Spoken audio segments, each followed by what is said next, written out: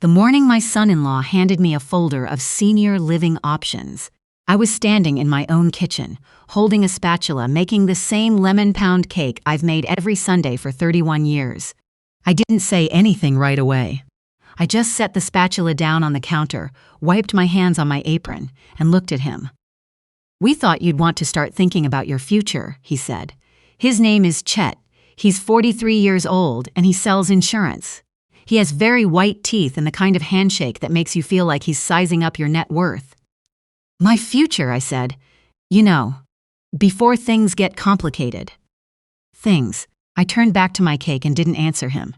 That was 6 months before everything fell apart. Or came together, depending on how you look at it. My name is Marion. I'm 67 years old. I live in the same house I bought with my late husband 38 years ago, a 4-bedroom colonial on Birchwood Lane in a suburb of Columbus, Ohio. I refinished the hardwood floors myself in 2019. I planted the hydrangeas along the back fence the spring after my husband passed. I repainted the shutters last October by myself on a ladder because I wanted them to be a deep navy blue and I knew exactly what I wanted. I am not confused. I am not fragile. I take a water aerobics class on Tuesday and Thursday mornings, and I beat my daughter at Scrabble so regularly that she stopped suggesting we play. My daughter's name is Vanessa.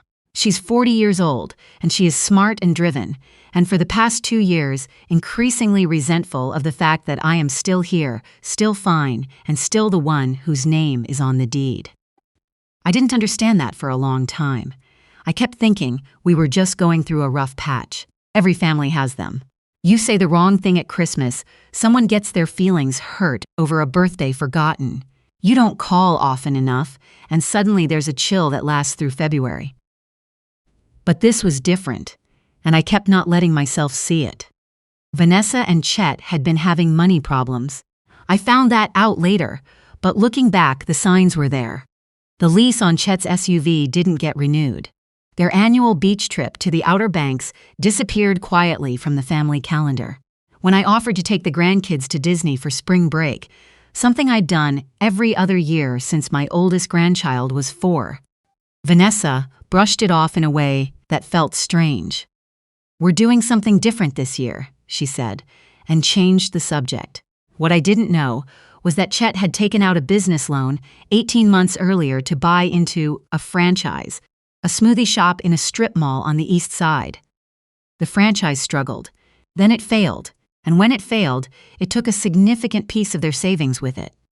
I didn't know any of this at the time. I only knew that my son-in-law was standing in my kitchen handing me a folder, and something in the room felt like a door closing. I took the folder. I set it on the counter next to my mixing bowl. I thanked him and I said I'd look at it later. He smiled, that wide, certain smile, and said, "We just love you, Marion. We want to make sure you're taken care of." After he left, I opened the folder. There were printouts, 4 of them, each one a different senior living community. One had a pool, one had a beauty salon on the premises, one had a little map showing how close it was to a hospital.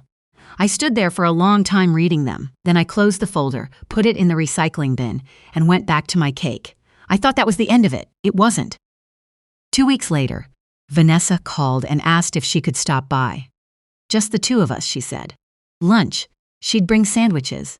We sat at my kitchen table, the same table where she'd done her homework every afternoon for 12 years, the same table where we'd had every holiday meal that mattered. And she unfolded a paper napkin in her lap, and she said, "Mom, I've been worried about you." I looked at her. "About what?" "You're here alone. In this big house. You had that dizzy spell in March." "I was dehydrated, Vanessa." "I told you that." The doctor said, "Drink more water." I took a bite of my sandwich, which I have been doing. She pressed her lips together. She does that when she's regrouping. I've known that look since she was 9 years old. "Chet and I have been doing some research," she said carefully. "There are some really wonderful places that aren't like. You know, they're not what you picture. They have activities, they have gardens, they have people your age." "I have people my age," I said. "I have my book club and my water aerobics class and your Aunt Roberta down the street, who I have dinner with every other Friday." "Mom." "Vanessa." She looked down at her sandwich. We just think it might be time to start to what exactly? She didn't answer directly. Instead, she said, "This house is a lot to maintain. I maintain it fine. The roof got new shingles put on in April. I have the receipt if you'd like to see it." Silence. "I know you love this house," she said finally, and her voice went softer in a way that made the hair on my arms stand up. "But have you thought about what it would mean financially? If you sold, you'd have real security. You could." "I have security," I said. "I have a pension and Social Security and a savings account I've been building for 20 years. I don't need to sell my house to feel secure."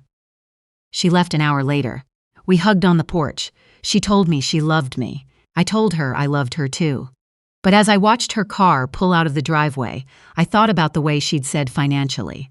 The way her eyes had moved, just briefly, around the room. Like she was taking inventory. I went inside and I sat down at the kitchen table and I thought for a long while. My son lives in Denver. His name is Paul, and he is the kinder of my 2 children, the one who calls every Sunday without fail, the one who sent flowers when I had my knee replaced 4 years ago and called every day that first week to check in. I have always trusted Paul, which is why it hurt more when he called me the following month and said, "Mom, I've been talking to Vanessa." I waited. "She's worried," he said, so she told me. I think she has a point, though. The house is a lot, and at some stage what, Paul? He paused. "He's a gentle person, my son. He doesn't like conflict. I just think it might be worth having a conversation about options."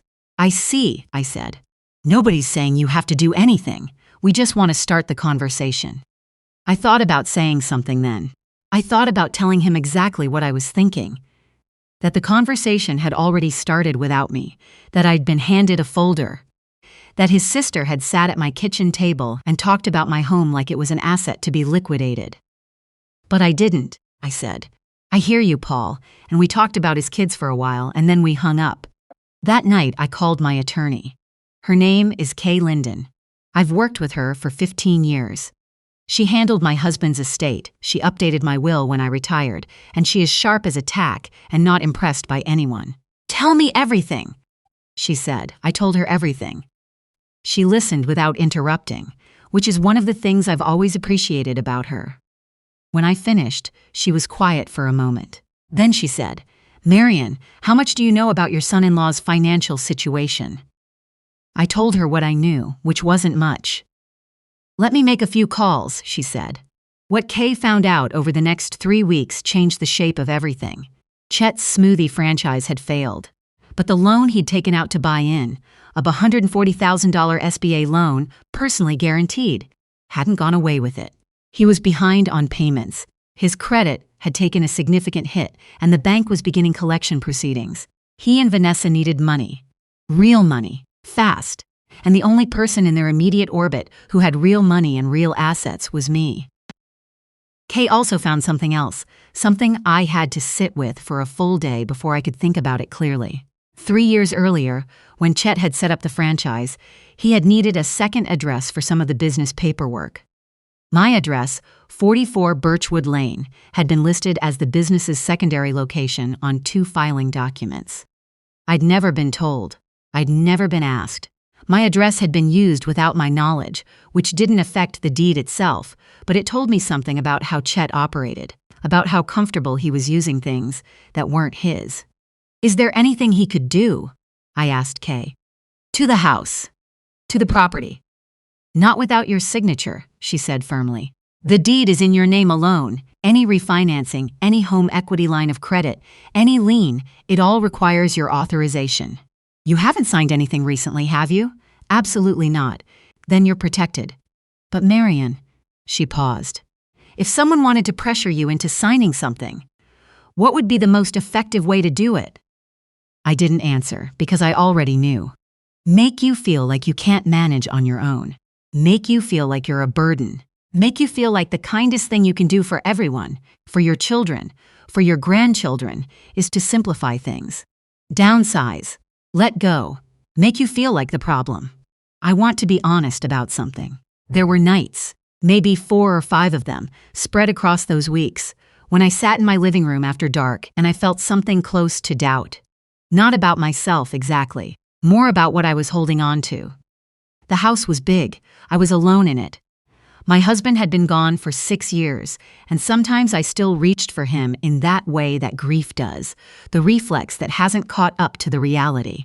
Some mornings it took longer than others to fill the space in a day that used to be filled by someone else's coffee cup, and someone else's footsteps, and someone else's voice saying good morning from the other room.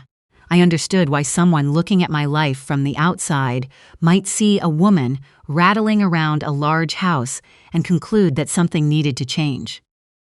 What they couldn't see was that this house was also where I had healed, where I had rebuilt myself slowly and deliberately and on my own terms after the hardest loss of my life, where I had figured out who I was without someone else beside me, where the hydrangeas bloomed every June because I had planted them and I had watered them, and I had learned the particular patience required to coax something living through its first winter. I was not rattling. I was rooted. That distinction mattered. Vanessa called in late August and asked if we could have brunch. The whole family, she said. Her and Chet, Paul and his wife Diane, the grandkids. Like we used to do. I'd love that, I said. And I meant it. We went to a place called Clover in Maine, a restaurant we'd been going to for years, white tablecloths and good eggs Benedict, and a waitstaff that knew us by name. The grandkids ordered hot chocolate, even though it was 72 degrees outside, and for the first 40 minutes it felt like a normal Sunday. It felt like my family. Then the server cleared the main plates, and Vanessa set a folder on the table. I recognized the format. Different printouts, same idea. We've been doing more research, she said. There's a place called Meadowbrook Gardens over in Westerville. Mom, it's beautiful. It's not a nursing home. It's an independent living community. They have a library, they have fitness classes, they have a gardening club. A gardening club, I said. And the location is great, close to Paul's when he visits, close to us. Vanessa. That was Chet. He was using his careful voice, the one he used when he was closing a deal. Your mom has always been the kind of person who plans ahead. That's why she's done so well. We're not suggesting anything drastic. We're just saying, the house is a significant asset. The market in your neighborhood is strong right now. If you were to sell, you'd walk away with something substantial, and that money could fund your care for. My care, I said. Silence around the table. Paul cleared his throat. Mom, nobody's trying to.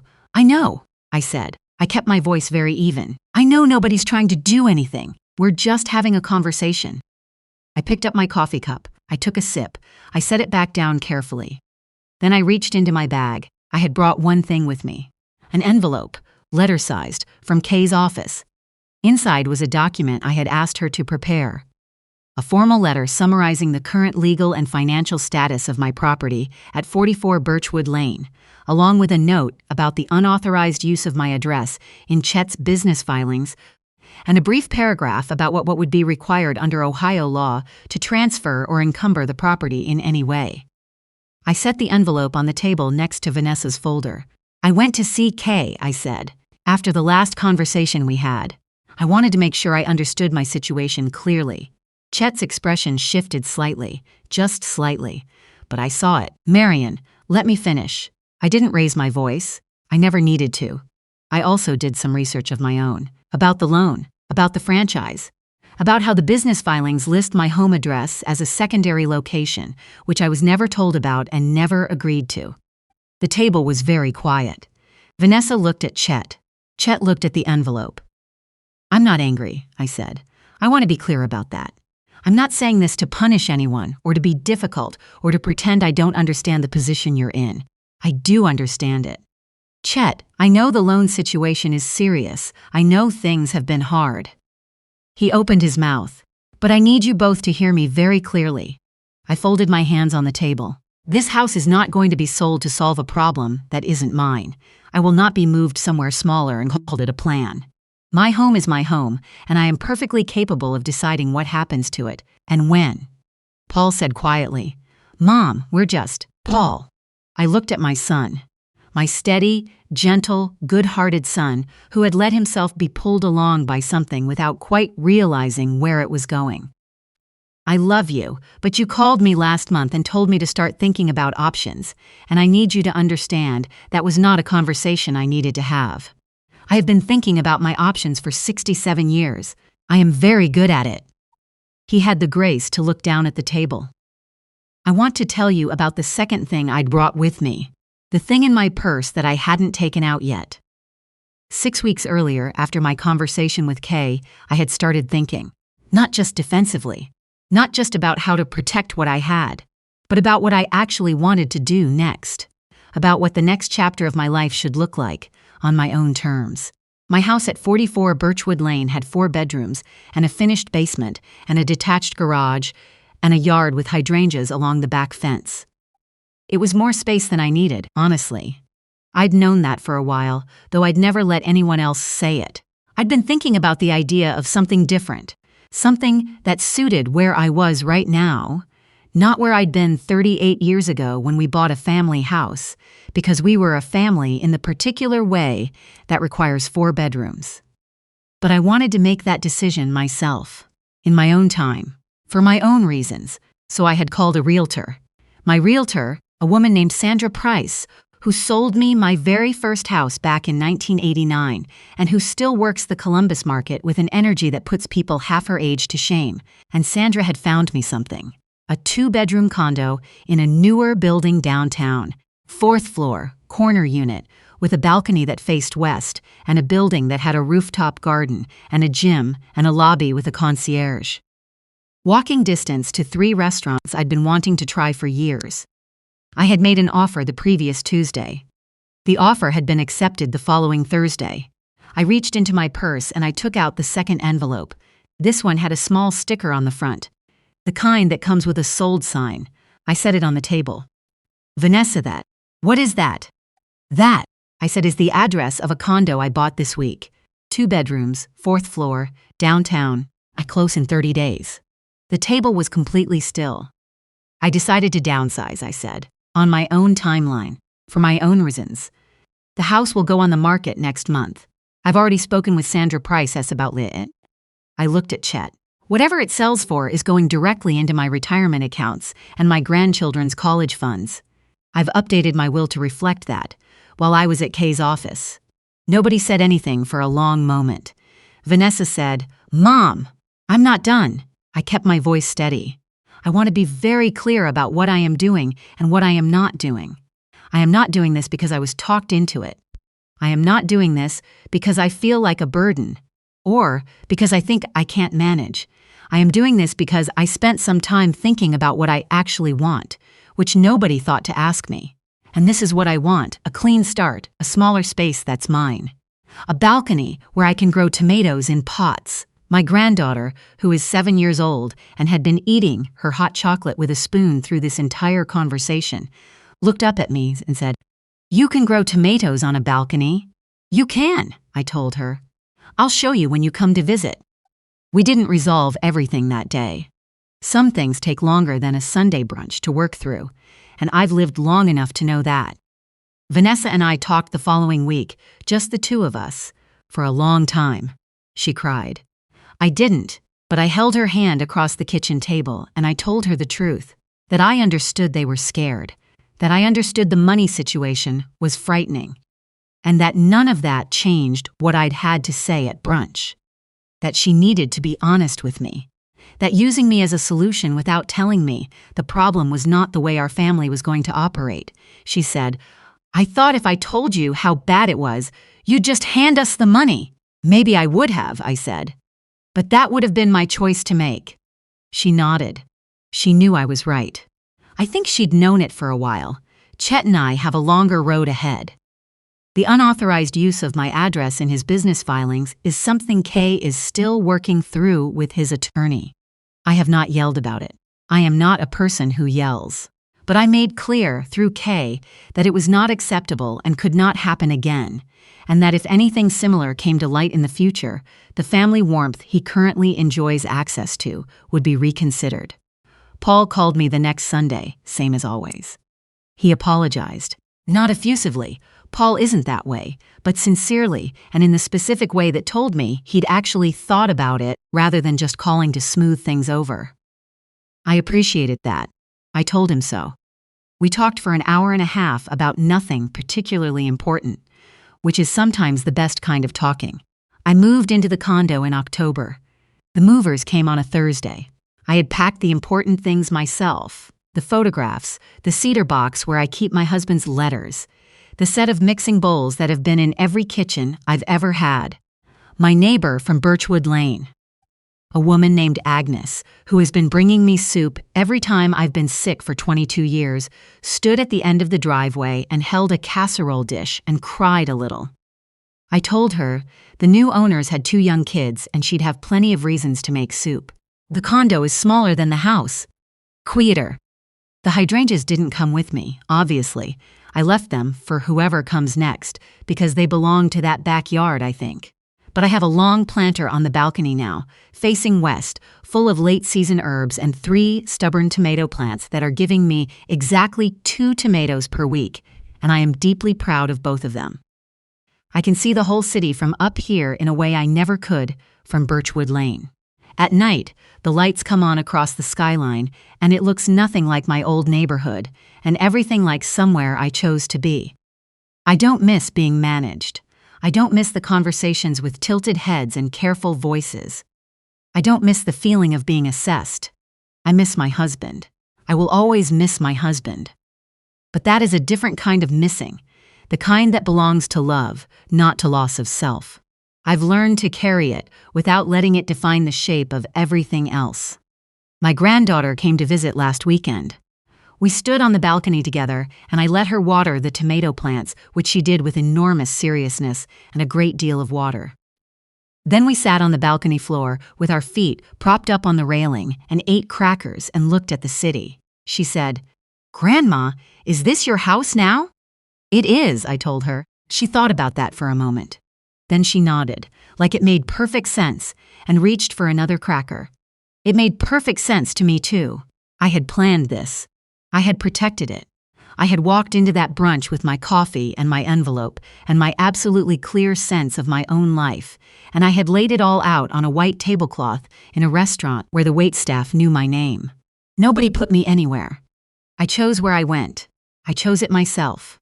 And the view from here is better than anything I could have been talked into.